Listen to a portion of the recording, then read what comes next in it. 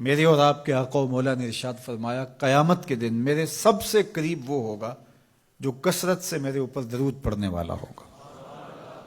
تو یہ حضور کی قربت کا ضامن ہے درود.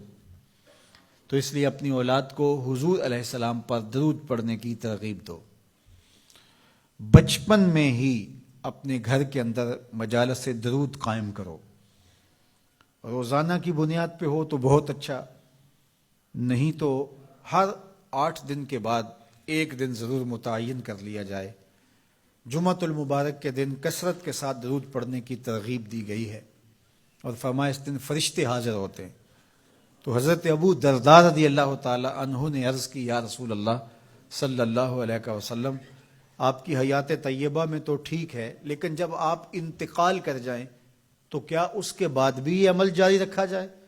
ابن ماجہ میں یہ روایت موجود ہے.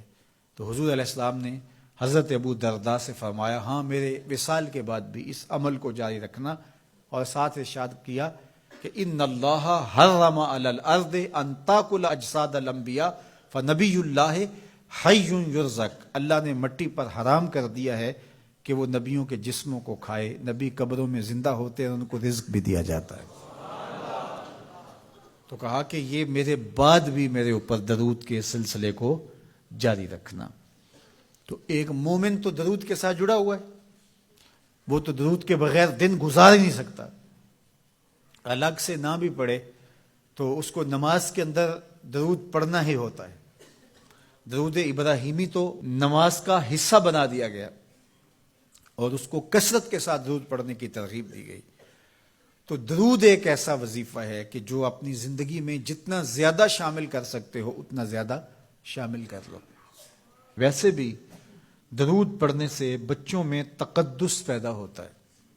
بچے پاک دامن رہیں، عفت مآب رہیں، ان کی طبع میں تقدس رہے. آپ چاہتے ہیں، ہر ماں باپ چاہتا ہے.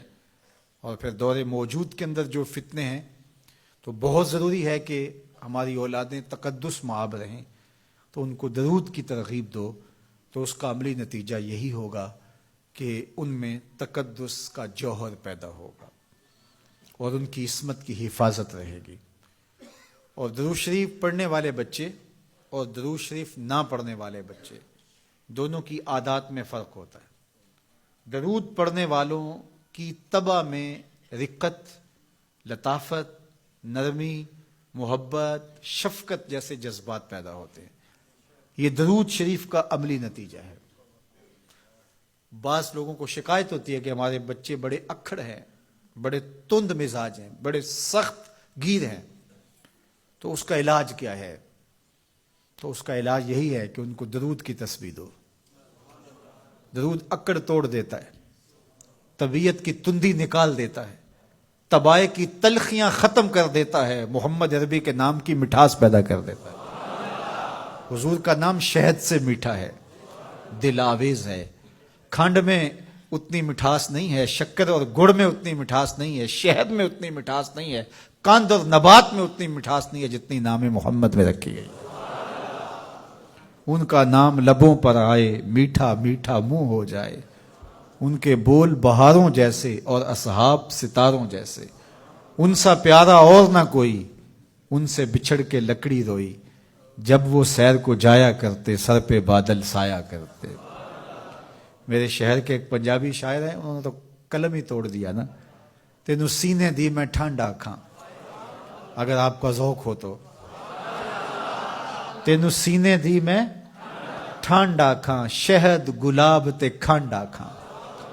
تینوں نبیاں دا میں لاڑا آکھاں، تیرے ہجر دے وچ میں ہاڑا آکھاں. تو ان کا نام ہی میٹھا ہے، دل آویز ہے. تو درود غصہ ختم کرتا ہے، طبیعت کی تلخی اور تندی مٹا دیتا ہے، اکھڑ پن ختم کرتا ہے. تو آپ اگر چاہیں کہ اولاد اکھڑ ہے تو ان کو کسی طرح درود پہ لے آئیں، درود کی تسبیح ان کے ہاتھ میں دے دیں. تو ان کی طبع میں نفاست بھی آئے گی، ان کی طبع میں لطافت بھی آئے گی، ان کی طبع میں رقت بھی آئے گی، ان کی طبع میں محبت بھی آئے گی، ان کی طبع کے اندر جو ہے وہ لیاقت بھی پیدا ہوگی.